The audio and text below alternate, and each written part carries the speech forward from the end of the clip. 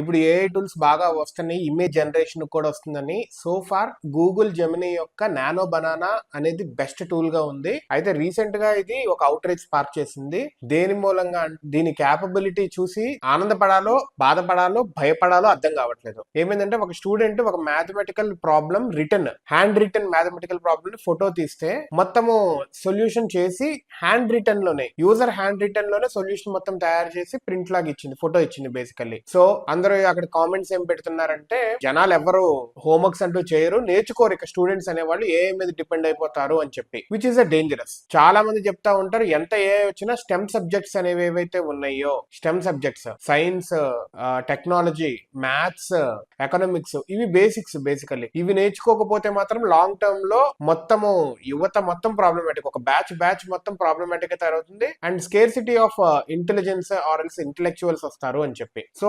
ఖచ్చితంగా మనకి ఎక్కడైనా బ్లాకేజ్ ఉన్నా, లేకపోతే ఒక స్టేజ్ నుంచి నెక్స్ట్ స్టేజ్ కి వెళ్ళాలంటే ఏఐని దీన్ని వాడుకోవాలి. కానీ ప్రతి దాంట్లోనూ ఏఐని వాడుకుంటే మనం అవిటి వాళ్ళం అయిపోతాము. ఏఐని వాడితే మెంటల్లీ అవిటి వాళ్ళం అయిపోతాము. సో ఇప్పుడు తయారు చేసిన వాళ్ళంతా చిన్నప్పుడు నార్మల్ గా చదువుకొని వచ్చిన వాళ్ళు ఇదంతా తయారు చేస్తున్నారు.